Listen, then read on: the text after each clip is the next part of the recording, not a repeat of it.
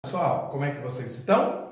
Estamos para mais um Jornal do MAS edição especial, que é aquela edição que nós fazemos em pé, usando a lousa, sempre trazendo o mapa e trazendo as características de um país. Hoje nós começamos a pagar a dívida que nós temos com vocês. Em termos de países, nós estamos devendo o Paquistão e a Índia, que se engalfinharam num pequeno conflito em fevereiro. Estamos devendo os Estados Unidos, estamos devendo também o Reino Unido e hoje nós estamos pagando. Aproveitando, observem com carinho esse mapa do continente asiático, justamente nessa região conhecida como Ásia de Monções, sul e sudeste da Ásia, onde, infelizmente, há exatamente uma semana, nós tivemos o atentado no Sri Lanka. Observem eu localizando Sri Lanka, no sul da Índia. E a oeste da Índia, à esquerda no mapa, em verde, nós temos o Paquistão.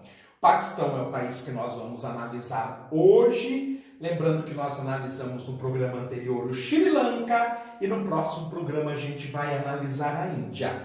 Você que é vestibulando, vai fazer o Enem no final do ano, você que é concurseiro, dê muita atenção para esta região. Nós teremos aulas na playlist de Geografia Geral, mas dê todo o seu carinho, porque às vezes não dá tempo da gente chegar até os vestibulares do meio do ano. Então é uma região que este ano ela será mais explorada. Ela é sempre explorada, sempre especial, sobretudo o seu clima, o clima tropical de monções, que é único no mundo devido à conformação geográfica tão especial desta região. Mas então vamos analisar o país do oeste da Ásia de Monções, que é o Paquistão. Nós perceberemos que o Paquistão ele tem um perfil típico de um país pobre, hoje chamado de país periférico, no passado chamado de país subdesenvolvido. No entanto, ele tem algumas características que o destacam. Por exemplo, o seu grande poder bélico, o seu grande poder nuclear, é uma das potências nucleares existentes no mundo atual.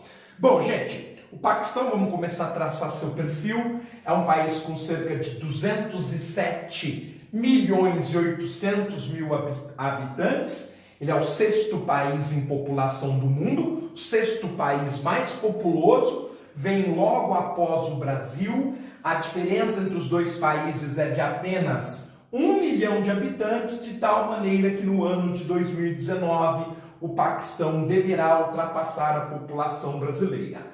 Sua área é bem menor, de cerca de 800 mil quilômetros quadrados, o que dá a ele a 35ª extensão, então é o 35º maior país do mundo. Essa área, que é um pouco menor que a do nosso estado do Mato Grosso, que é o terceiro mais extenso estado brasileiro. Quando a gente compara a população com a área, nós temos uma grandeza em geografia chamada de densidade demográfica, de aproximadamente 270 habitantes por quilômetro quadrado.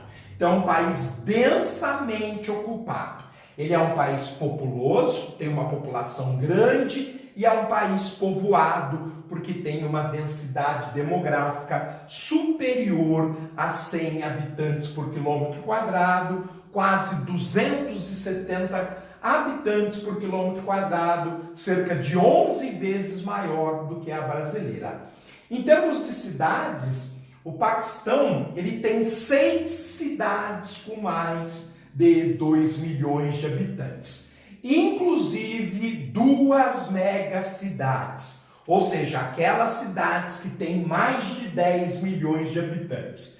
Caso de Karachi, a maior cidade do país, com 15 milhões e meio de habitantes, e de Lahore, com quase 12 milhões de habitantes. A capital é a Brasília deles, uma cidade moderna, planejada, não está entre as mais populosas do país, mas Islamabad tem mais de 1 milhão de habitantes.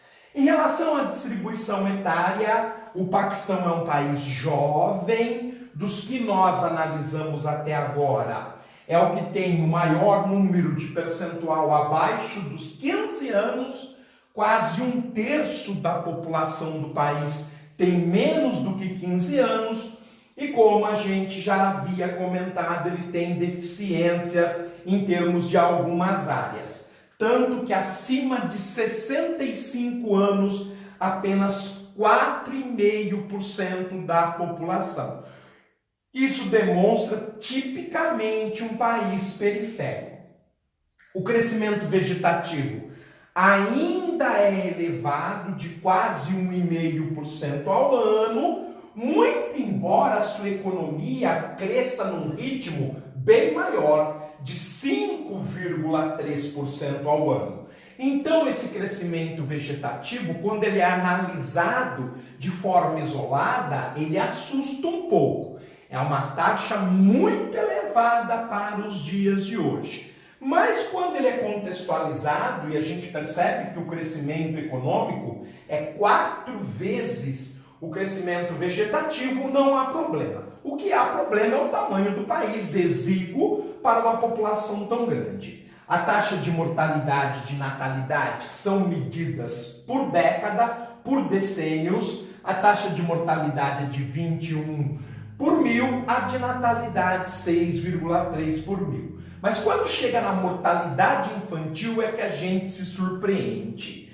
50 por mil. Gente, muito ruim, uma taxa elevadíssima, já que a Organização Mundial de Saúde considera adequada 10 por mil. Portanto, uma taxa completamente inadequada, 5 vezes superiores. Ora, superior àquilo que é estabelecido pela Organização Mundial de Saúde. Ora, quando nós temos uma expectativa de vida tão achatada, uma vez que apenas 4,5% estão acima de 5 anos e uma taxa de mortalidade infantil tão elevada, a gente vai desconfiar que o investimento no setor de saúde é muito baixo. E é baixíssimo, de apenas 2,7% do PIB, o orçamento do país, que já é baixo, ele é de 59 bilhões de dólares por ano,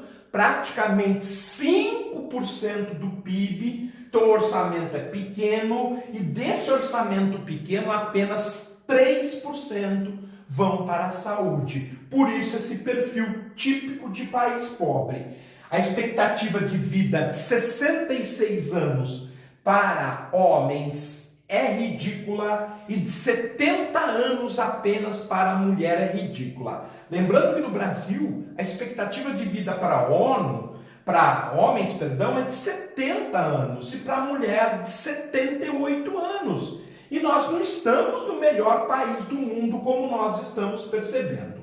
A taxa de urbanização é muito baixa, de tal forma que 63% da população do Paquistão vive na zona rural. Então, é um país muito dependente de atividades ligadas ao setor primário. O governo do país é uma república federal parlamentarista. Então nós temos o chefe de Estado e o chefe de governo. Quem efetivamente manda é o chefe de governo. O chefe de Estado é o presidente Arif Alvi, que nasceu em 1949, com 70 anos, e assumiu dia 9 de setembro do ano passado. O chefe de governo famoso, que é o primeiro-ministro. Por que famoso? Porque ele é um ex-jogador de um esporte muito popular no Paquistão, que é o Imran Khan, que nós já analisamos, inclusive, quando falamos do conflito. Ele é um político jovem, nascido em 1952, jovem no que tange, evidentemente, ao seu envolvimento com a política. E que assumiu também o governo no dia 9 de setembro de 2018. As Forças Armadas contam com praticamente o dobro do efetivo brasileiro que é de 334 mil soldados, No caso do Paquistão, são 654 mil soldados.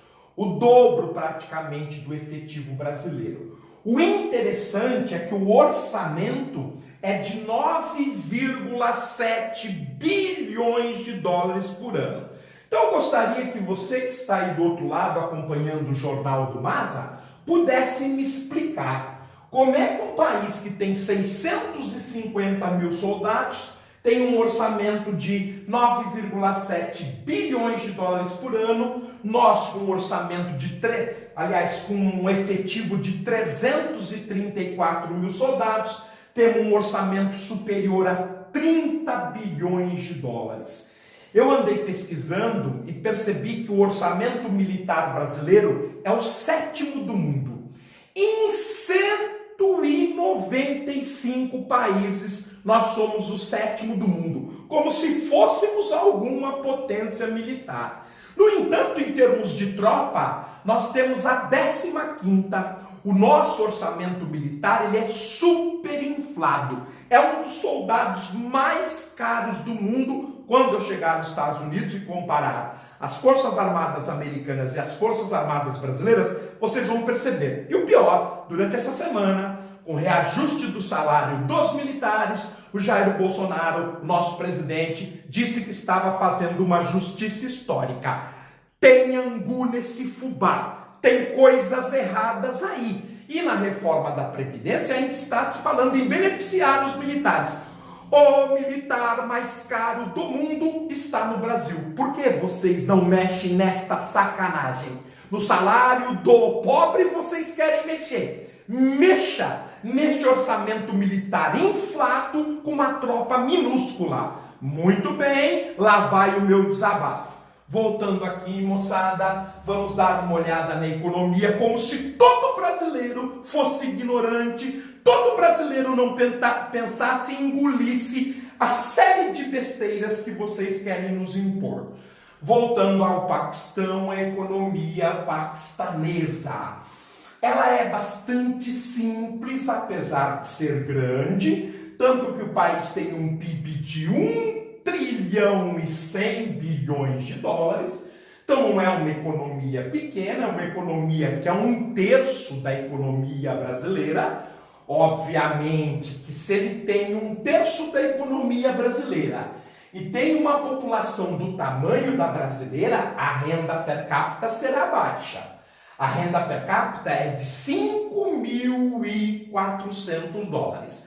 A do Brasil é de quase 16 mil dólares. Então, mais uma vez se reafirma que é um país pobre. É uma indústria basicamente de bens de consumo. Então, têxtil, muito algodão é produzido no país, muita juta é produzida no país, por isso uma indústria têxtil que tem que vestir quase 10 milhões de habitantes. Alimentícia, afinal de contas, a população é predominantemente rural, esses alimentos precisam ser processados. E farmacêutica, grandes transnacionais, grandes indústrias transnacionais do setor farmacêutico, considerado hoje o setor de maior lucro do planeta, utilizam a mão de obra barata do Paquistão para produzir os seus remédios. A têxtil alimentícia, capital paquistanês. A farmacêutica, capital externo. A agropecuária é bastante variado, produtos têxteis como o algodão, a seda, o cânhamo, a juta. O trigo e o arroz são base alimentar, a cana-de-açúcar concorre com a produção brasileira e a pecuária bovina é um destaque. Boa produção de leite, boa produção de carne. Outro destaque na pecuária é o grande rebanho de aves. O país é um dos grandes produtores de ovos.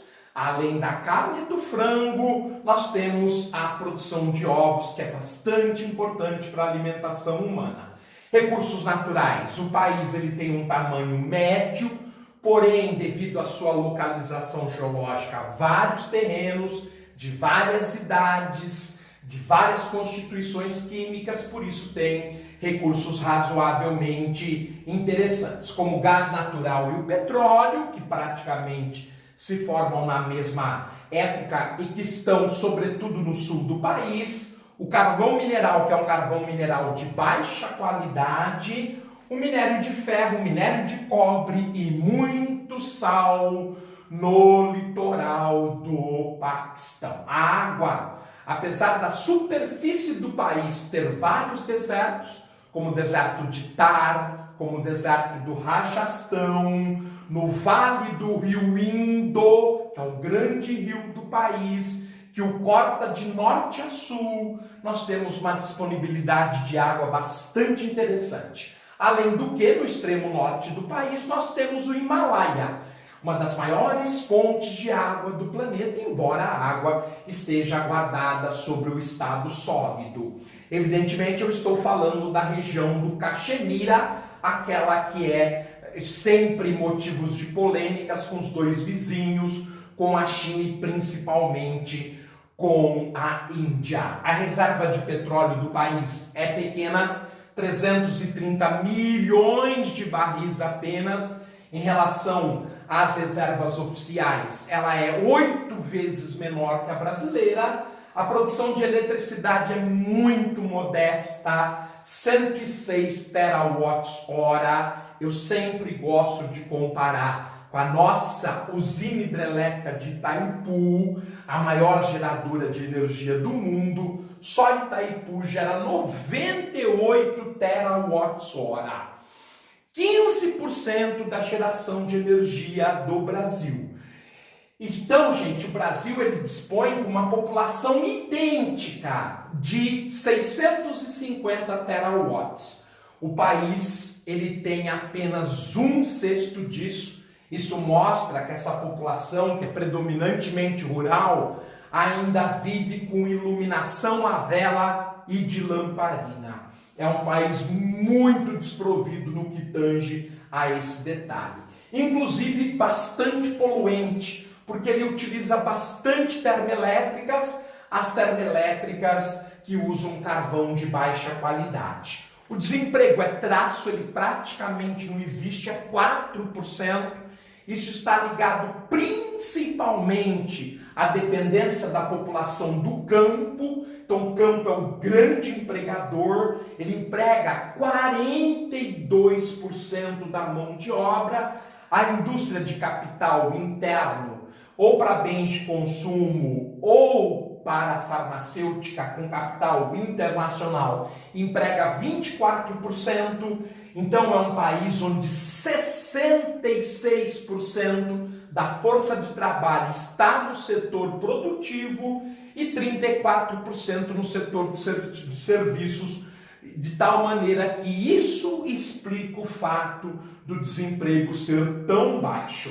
O setor produtivo é muito pujante, representa 2/3 da economia. O setor de serviços, o comércio, o setor especulativo, bancário, financeiro, apenas 1/3 da economia.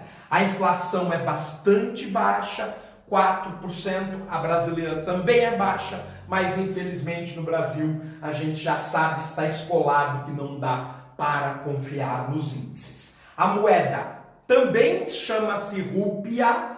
Vejam, 3 países da região, os 3 que nós estamos estudando, têm a moeda com o mesmo nome, rúpia.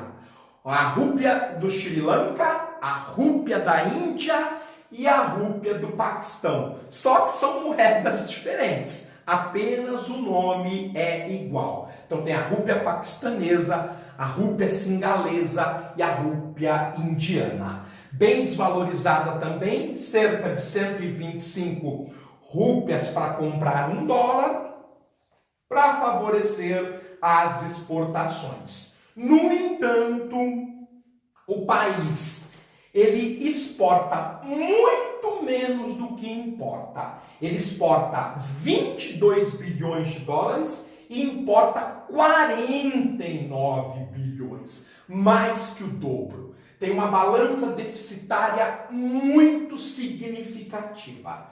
O país que o Paquistão mais compra é o seu grande parceiro, que é a China. A China, que como nós vimos na aula dos conflitos históricos entre a Índia e o Paquistão, que forneceu todos os equipamentos para que o Paquistão se tornasse uma potência nuclear. Inclusive, tem um prêmio Nobel paquistanês, o físico Abdus Salam. É brincadeira, e o Brasil não tem nenhum. Bom, mas voltando aqui, o grande parceiro nas compras é a China. É o parceiro em que o Paquistão mais compra. Em relação às exportações, que são pequenas, de 22 bilhões, o país que mais compra do Paquistão são os Estados Unidos, seu aliado histórico, um país, o Paquistão, que serve para vigiar a região de transição entre o sul da Ásia e o Oriente Médio. Isso também desagrada muito, mas muito a Índia de ter tropas americanas em bases dentro do Paquistão. Em relação aos bens de consumo, há mais um detalhe. O turismo, que não me chamou a atenção, ele rende para o país 320 milhões de dólares. Ele não ajuda na balança de pagamento. É insignificante. O déficit é alto, de 27 bilhões de dólares por ano. O turismo não resolve nada porque gera apenas 1/3 de bilhão de dólares. Parece que ninguém quer visitar o Paquistão. O Paquistão ele tem a fama de estar muito ligado a grupos terroristas, muito ligado a conflitos, a guerras. Então, por isso, ele não atrai tantas pessoas das várias partes do mundo. O setor ferroviário é pobre, são 11 mil quilômetros para um país de 800 mil quilômetros quadrados, mas quando nós comparamos o Brasil, que tem 8 milhões e meio de quilômetros quadrados e 29 mil quilômetros de ferrovias, aí a gente começa a perceber que o Paquistão até que é bem servido proporcionalmente. O número de veículos é inacreditavelmente baixo, 18 veículos para cada 1.000 habitantes. Quando nós analisamos esse número para o Brasil, a gente comparou o Brasil com Israel, nós já ficamos tristes. No caso do Brasil, para cada 1.000 habitantes, 210 têm seu próprio veículo. No Paquistão é de apenas 18 por 1.000. Então mostra que a indústria de bens de consumo no Paquistão ainda é muito modesta. Tem quase 110 aeroportos, proporcionalmente ao seu território. Ele é mais bem servido que o Brasil. Ele tem 800 mil quilômetros quadrados. Nós temos 11 vezes o tamanho do seu território. No entanto, nós temos 698 aeroportos. Eles têm 108. Então, proporcionalmente, ele está mais evoluído no setor da aviação que o Brasil. Em relação aos telefones, também é um bem de consumo inacreditavelmente subaproveitado no país. 1,5%. No caso brasileiro, as linhas fixas de telefone beneficiam simplesmente 19% da população brasileira. Lá é de apenas 1,5%. Os celulares também são subutilizados. Os 25 maiores consumidores de celulares do mundo, 17 têm mais do que uma linha por habitante. É o caso do Brasil, que tem 113 linhas para 100 habitantes. O caso recorde é a Tailândia, bem próximo inclusive do Paquistão, no sudeste, em que 100 habitantes tem 176 linhas de celulares. No caso do Paquistão, para cada 100 habitantes, 73 têm o seu aparelho celular. A internet é um dos níveis de menor alcance do mundo, 15%. 4 vezes menos do que no Brasil. No Brasil, 60% da população está assistida pela internet. A banda larga abrange apenas 20% destes usuários. Quer dizer, a internet está engatinhando ainda no Paquistão. E no caso brasileiro, a banda larga é superior a 81%. Tudo bem, pessoal? Então nós viemos aqui fazer mais um país para ir pagando a dívida para com vocês. Agora estamos mais próximos, estamos devendo apenas 3 países e na próxima nós viremos para analisar o vizinho do Paquistão, a Índia. Não se esqueçam, mais tarde, ainda hoje, nós temos um Jornal do Masa tradicional, ordinário, aquele sentado com a leitura comentada. Para quem é vestibulando, concurseiro, emenzeiro, não vai esquecer. Sul da Ásia, por enquanto, é a região preferida do mundo neste momento a ser cobrada, porque 3 países já se envolveram em fatos esse ano. Em fevereiro, o conflito entre a Índia e o Paquistão. E agora, em abril, o atentado terrorista, o segundo pior da história, no Sri Lanka. Estou ficando por aqui. Até a próxima.